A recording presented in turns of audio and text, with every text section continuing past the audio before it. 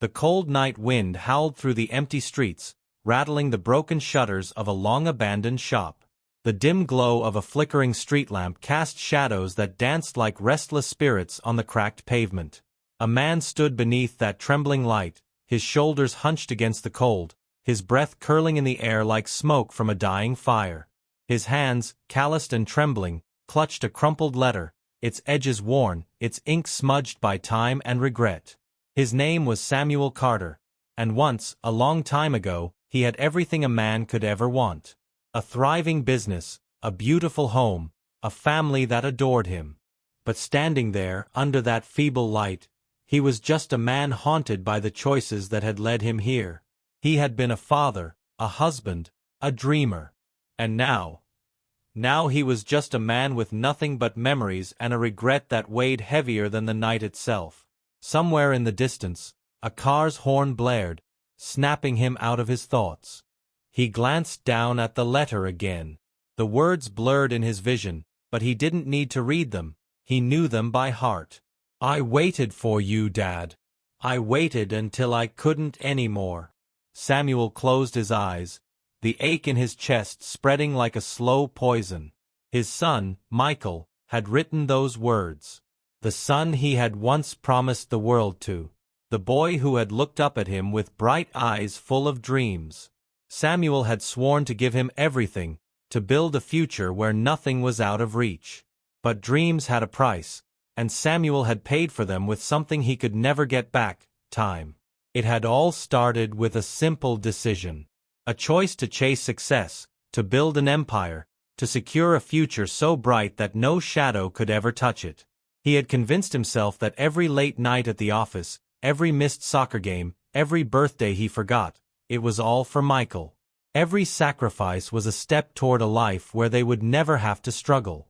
He told himself that Michael would understand one day. That one day, he would see the bigger picture. But life had a way of unraveling even the best-laid plans. As the years passed, Michael stopped waiting by the door. He stopped asking when his father would be home.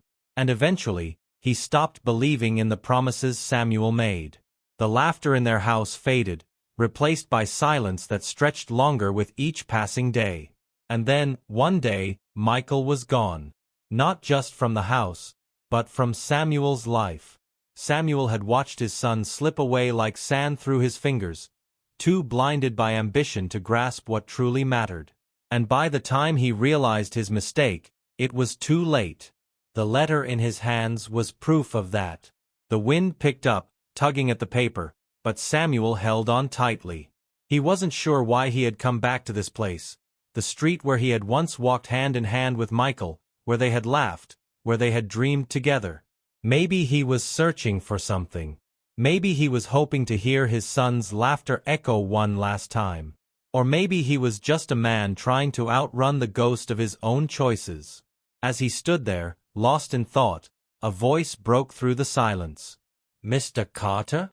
Samuel turned, his heart pounding. The face before him was unfamiliar, but the eyes, there was something in those eyes. Something that made his breath catch.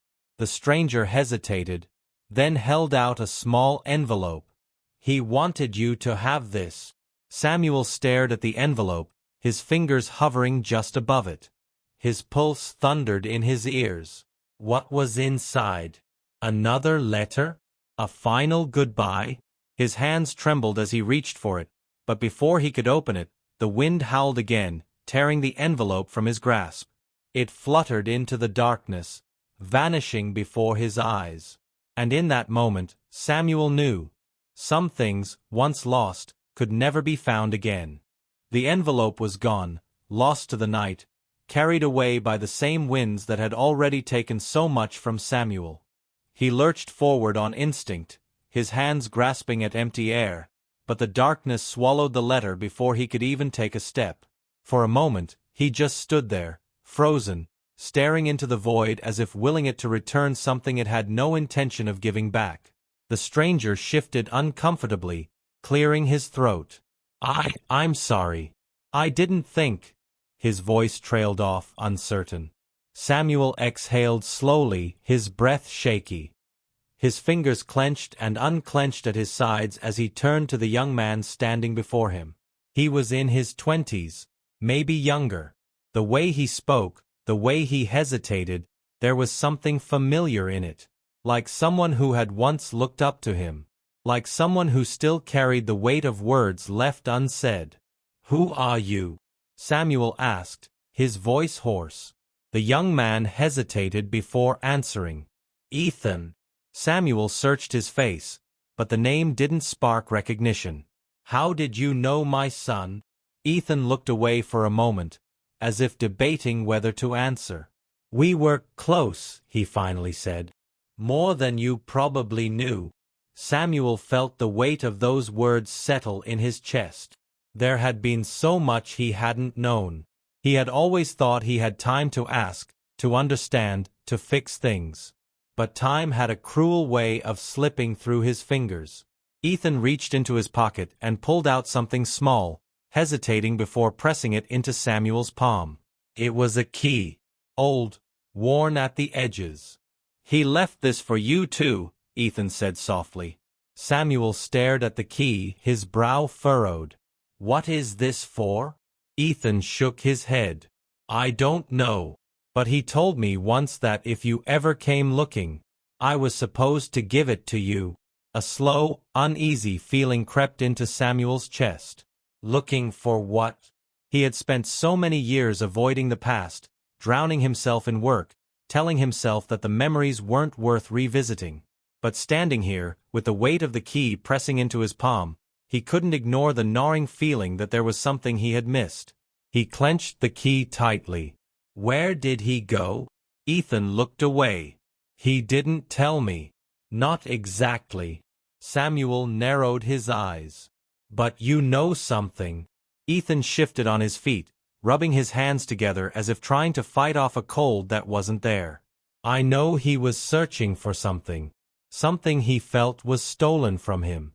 And when he left, he hesitated before meeting Samuel's gaze. He didn't think he was coming back. The words hit Samuel harder than he expected. He had convinced himself that Michael had just needed space, time to cool off, time to forgive. But what if he had never planned on forgiving? What if he had never planned on coming back at all? The thought sent a cold shiver through him. Ethan took a small step back.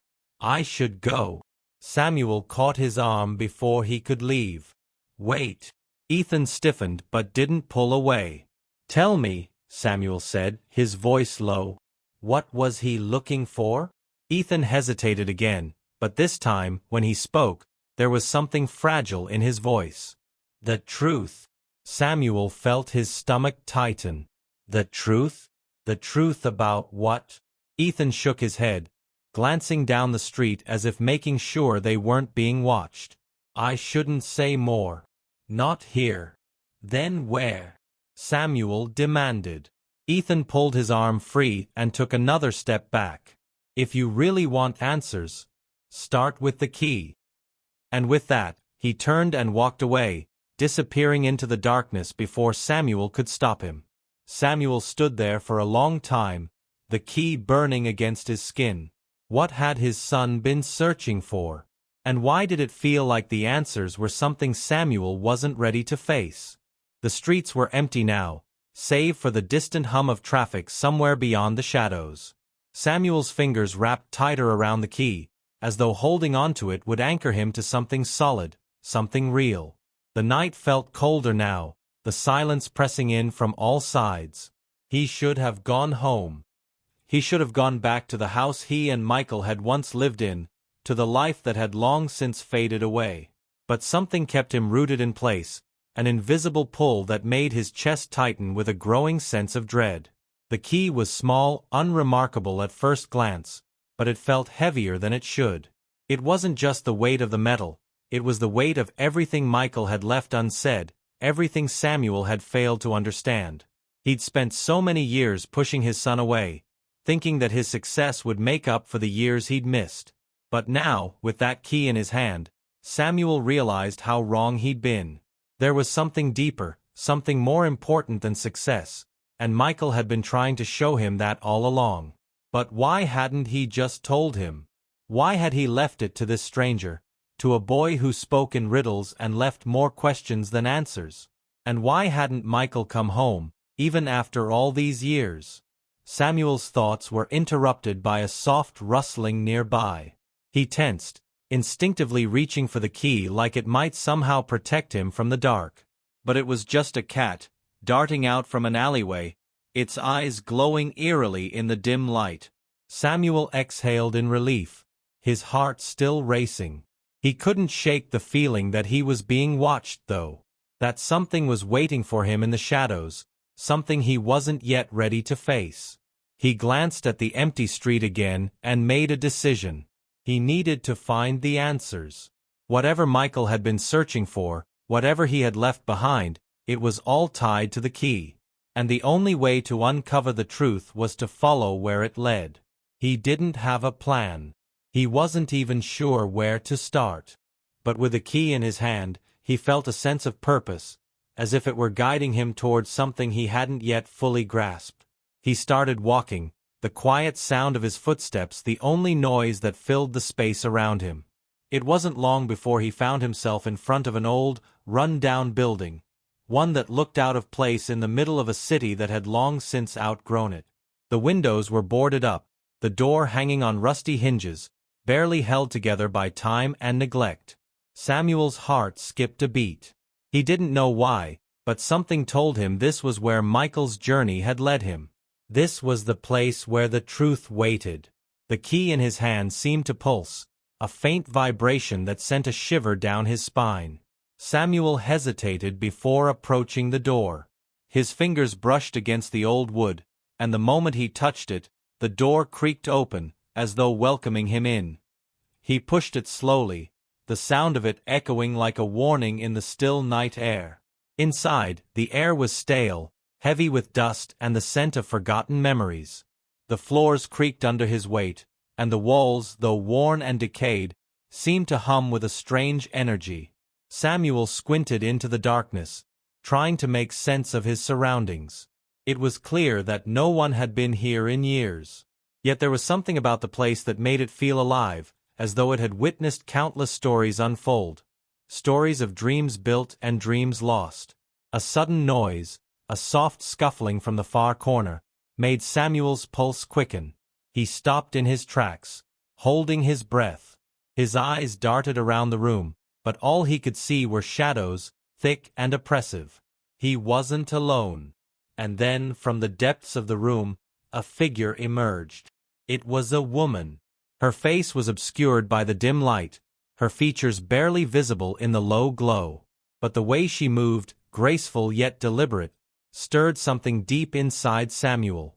He recognized her, though he couldn't place how. There was something familiar in the way she held herself, something that tugged at the edges of his memory. "You shouldn't be here," she said, her voice low but firm. "It's not safe." Samuel's throat went dry. "Who are you?" The woman stepped closer, her silhouette taking form in the dim light. Her eyes, cold and hard, locked onto his with an intensity that made his skin crawl. "I'm someone who knows what happens when people dig too deep," she said, her voice carrying an edge of warning. "People like you, people who think they can fix everything. People who think they can undo the past." Her words stung, but Samuel refused to back down. "I'm not here to undo anything," he said, his voice steady despite the fear gnawing at his insides. "I'm here to find my son." The woman's eyes flickered with something.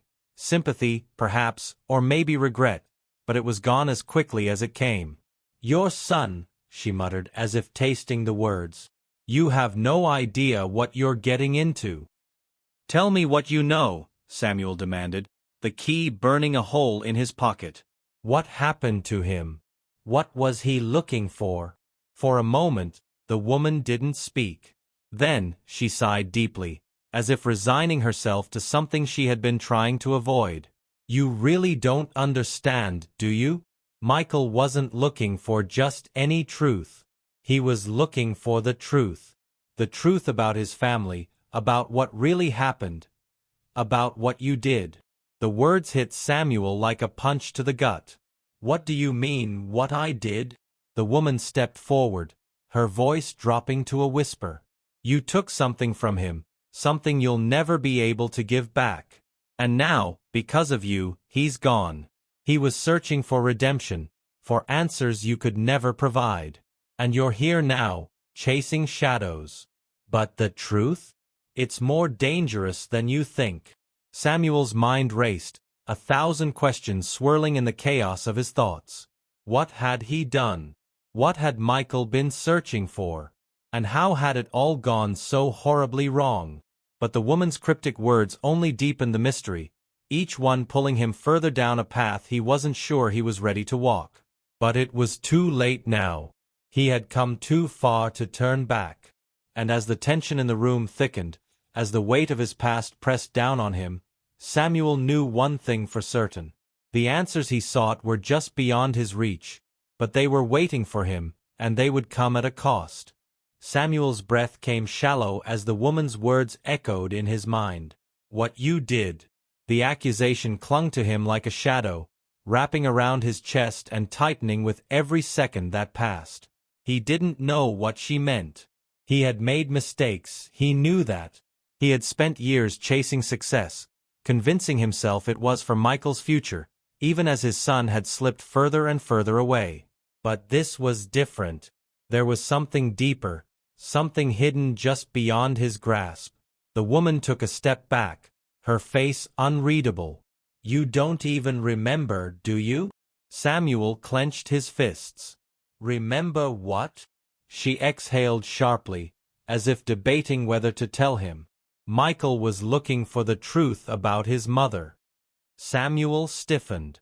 The name he hadn't spoken in years burned in his throat. "Claire." The woman nodded slowly. He wanted to know why she left. Samuel's pulse thundered in his ears. He swallowed hard, shaking his head. "She didn't leave. The words stuck, as if saying them aloud would make them real. "She died."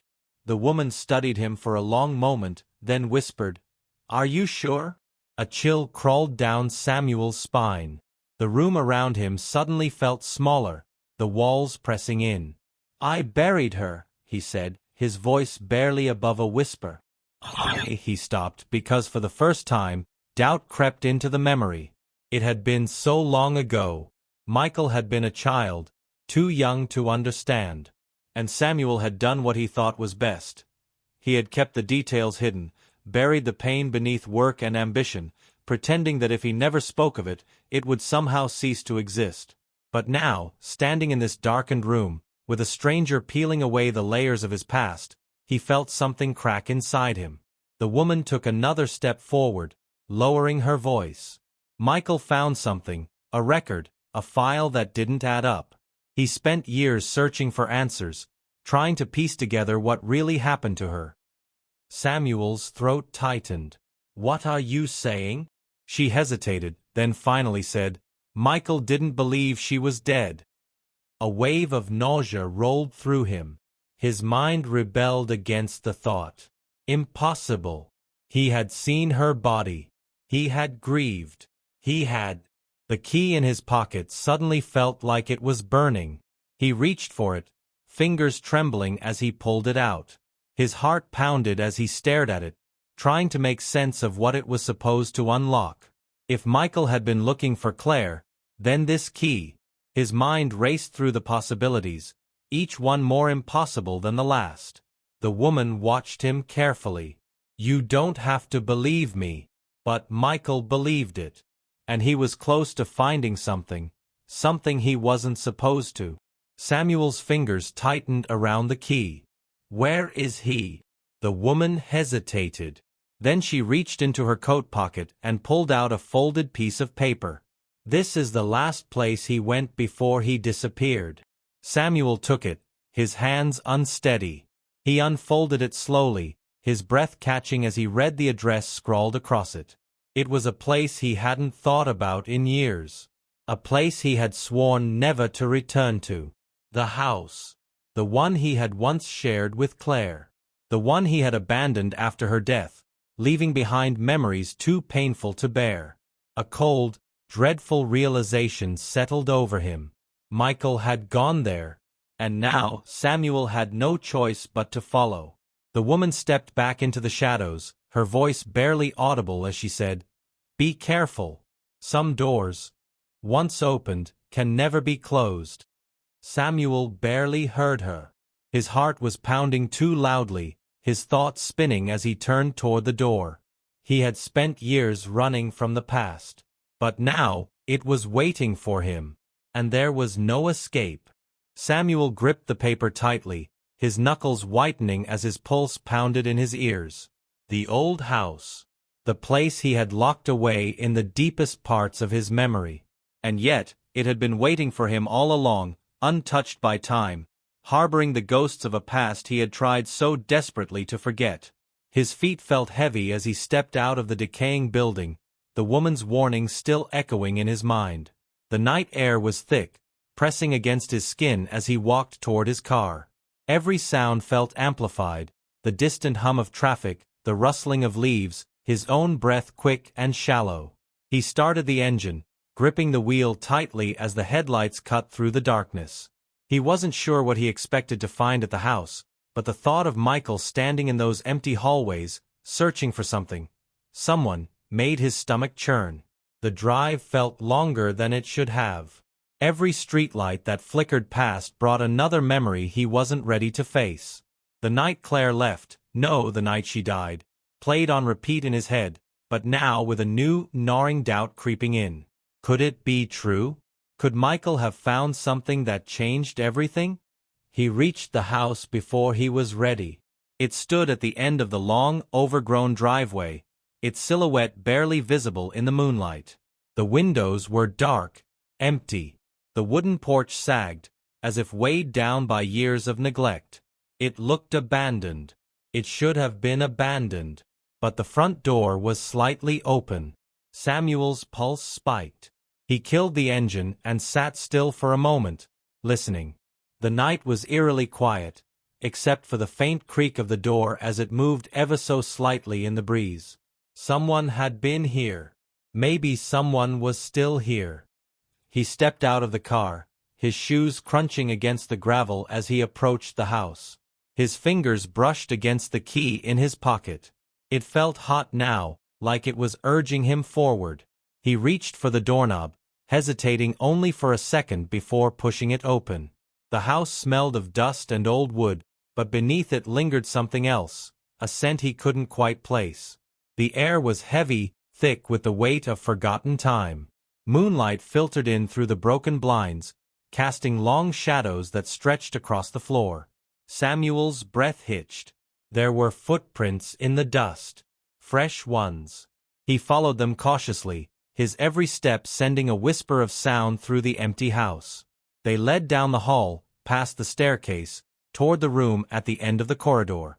Claire's old study. The door was ajar. A sliver of light seeped out from inside. Someone was here. His fingers tightened into a fist as he pushed the door open. The room was exactly as he remembered it.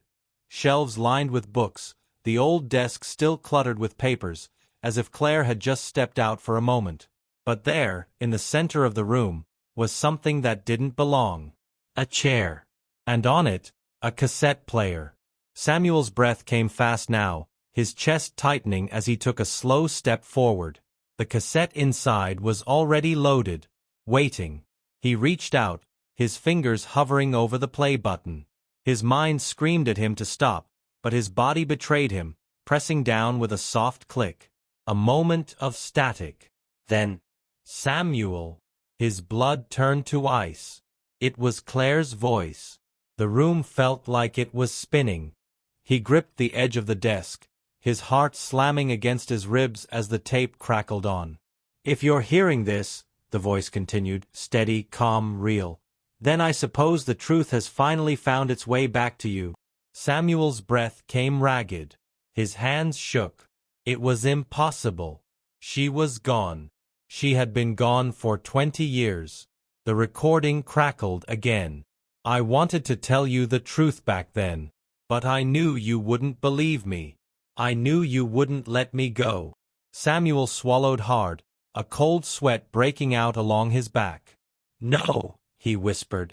I had to disappear, Claire's voice continued. And now Michael knows why. Samuel staggered backward. His mind reeled. His fingers dug into his scalp as he tried to process what he was hearing. Claire had been alive. All these years. Michael had been searching for her. And Samuel, he had been the reason she disappeared. His pulse roared in his ears. He turned, his body moving before his mind caught up. He needed to leave. He needed to find Michael, too. A floorboard creaked behind him. Samuel froze. The room was no longer empty. A shadow moved in the doorway. And then, the lights went out. Darkness swallowed the room. Samuel's breath came fast and sharp as he backed against the desk, his fingers brushing against the cold wood. His heart pounded in his chest, his mind racing. Someone was here. The shadow in the doorway didn't move at first. Then, slowly, deliberately, it stepped forward. A faint outline in the dim glow of the moonlight slipping through the blinds. Samuel clenched his fists, forcing himself to find his voice. Who's there? No answer. The air felt thick, suffocating. Then, a soft click echoed through the room. Not a gun. Something else. A flicker of light flashed, a small flame. A lighter. It illuminated the face of the man standing before him. Samuel's breath caught. Michael. His son stood there, his expression unreadable, shadows dancing across his face. He looked older, harder, as if the years had carved something unspoken into him. Samuel's throat tightened. Michael. Michael didn't speak right away. He took a slow step forward, his gaze locked onto Samuel's, then flickered to the cassette player still sitting on the desk. The tape had stopped. Silence hung between them. I thought you'd never come back here, Michael finally said, his voice low, almost distant. Samuel swallowed hard. He hesitated, searching for the right words. I was looking for you. Michael let out a short breath that could have been a laugh, but there was no humor in it. You're a little late. Samuel felt a sharp pang in his chest. The weight of everything, the years lost, the truth unraveling too fast to hold on to. He took a step toward his son. Michael, what is this? What's going on? Michael's jaw tensed. I know everything, Dad. The words sent a chill through Samuel. Michael reached into his jacket and pulled out a folded piece of paper. He threw it onto the desk between them. Samuel hesitated before picking it up. As he unfolded it, his hands shook. It was a medical report, dated over 20 years ago. His eyes scanned the words. Then they landed on a name. Claire. His breath caught. He read further, his fingers gripping the edges of the paper so tightly they nearly tore. Patient discharged under false identity. New documentation issued. Patient advised to leave immediately. Samuel's vision blurred. No, he whispered. Michael's voice was tight with emotion. You told me she died. You made me believe she was gone. Samuel shook his head, his throat burning. I didn't know. I swear to you, Michael, I didn't know. Michael's expression darkened. You chose not to know. Samuel staggered back, the truth slamming into him like a freight train. He had buried himself in work, in greed, in ambition. He had ignored the signs, ignored the questions. He had accepted the version of the truth that was easiest to live with. Michael clenched his fists. She was trying to escape. She didn't leave us. She was running for her life. Samuel felt like he couldn't breathe. From who? Michael hesitated. Then he reached into his pocket again. This time, he pulled out a small, worn envelope. He tossed it onto the desk. Samuel picked it up with trembling fingers. When he opened it, a single photograph slipped out. It was Claire. holding Michael as a baby, smiling. But it was what was in the background that made Samuel's blood run cold. A man, standing just behind her, dressed in a suit. A man Samuel recognized. His business partner. The same man who had helped him build his empire. The same man who had always been by his side. The same man who had once warned Samuel that distractions could destroy everything they had worked for. Samuel's stomach turned. No. Michael's voice was barely above a whisper. They wanted her gone. And you let them. A rush of memories came crashing back. The late-night meetings. The sudden secrecy. The day Claire had begged him to leave everything behind, to run. He had thought she was being irrational, paranoid. He had refused to listen. And then, just days later, she had died. Except she hadn't. Samuel stumbled back, his world spinning. Where is she? Michael's eyes were glassy, filled with a pain Samuel had never seen before. I don't know. He exhaled shakily. I was close to finding her. But the closer I got, the more dangerous it became. He glanced at the door. I'm not the only one looking. Samuel's chest tightened. We have to find her. Michael studied him for a long moment, as if deciding whether he could be trusted. Then, finally, he nodded. The past had finally caught up with them. And now, there was no turning back. Samuel and Michael stood in silence, the weight of the past pressing down on them like an unbearable storm. The room felt smaller now, suffocating, filled with ghosts neither of them had been ready to face. Samuel clenched the photograph in his shaking hands, his mind racing through the years of lies, the moments he had dismissed, the warnings he had ignored. His entire life had been built on something rotten, and now it was crumbling before him. Michael shifted his weight, glancing toward the door again, his posture tense. We need to go, he said, his voice firm but quiet. If they know we're here, we don't have much time. Samuel looked up at him, studying the hardened expression on his son's face. He had spent so many years thinking he had done the right thing, providing Michael with the best life possible, making sure he never struggled the way Samuel had.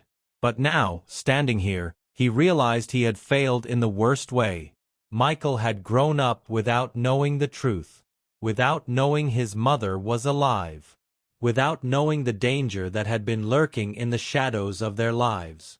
Samuel gave a small, shaky nod. Where do we start? Michael hesitated before pulling out his phone. He tapped the screen a few times, then turned it toward Samuel. This was the last lead I found, he said.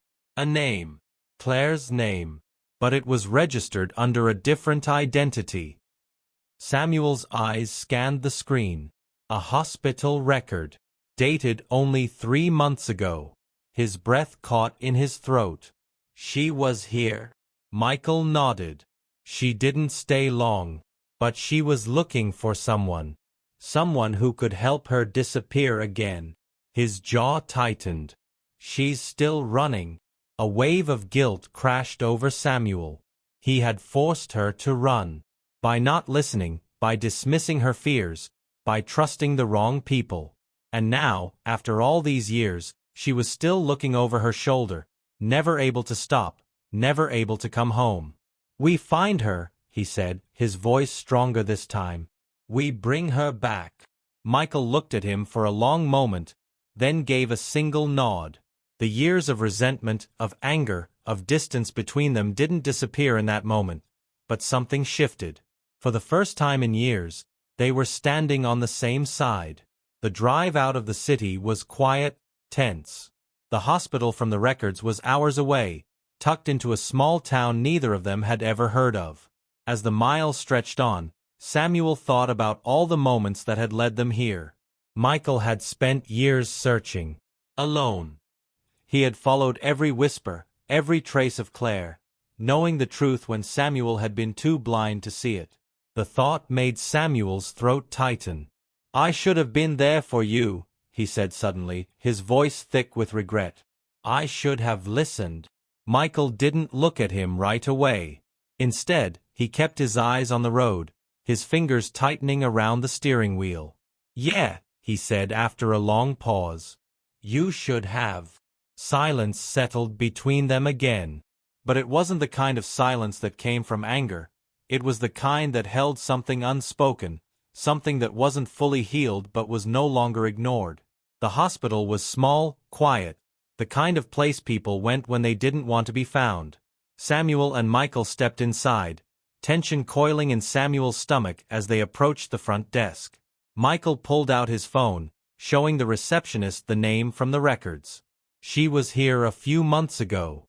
Can you tell us if she's still in town?" The receptionist hesitated, her eyes flicking between them. "I'm sorry," she said, her voice cautious. "We don't give out patient information."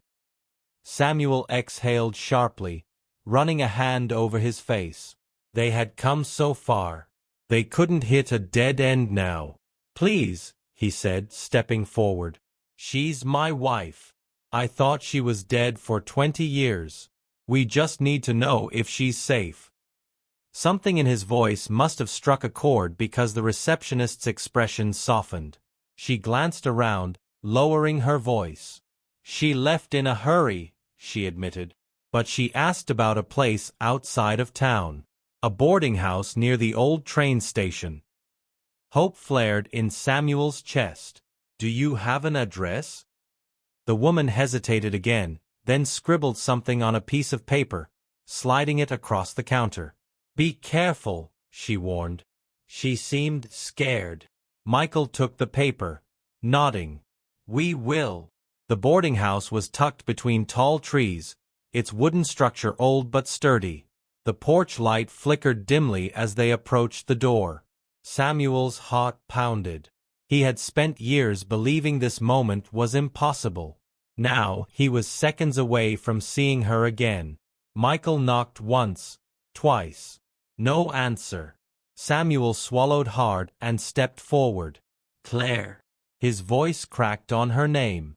The door creaked open, and there she was. Claire stood in the doorway, her face older but still unmistakably hers.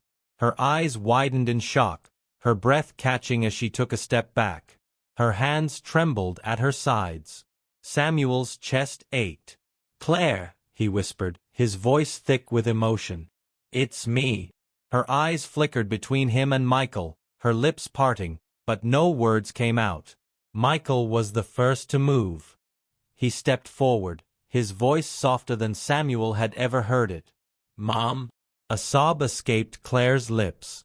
In an instant, she was reaching for him, pulling him into her arms, holding on to him as if she were afraid he might disappear.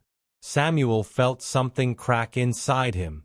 Years of guilt, of regret, of believing this moment would never come, it all crashed down at once. Claire pulled back just enough to look at Michael's face, her hands framing his cheeks. "You found me," she whispered. Michael nodded, his own eyes glassy. "I wasn't going to stop looking." Claire's gaze finally lifted to Samuel. For a long moment, they just stared at each other, the weight of everything unsaid hanging between them. Then, in a voice so quiet he almost didn't hear it, she said, "Why did you come?" Samuel's throat tightened. "Because I was wrong," he admitted. "About everything. And I need to make it right." Claire searched his face, as if looking for something real, something true. Finally, she nodded. "Then let's start there. The past couldn't be changed. The years lost couldn't be reclaimed." But in that moment, with his son beside him and Claire standing in front of him, Samuel knew one thing for certain. This time, he wasn't going to let them go.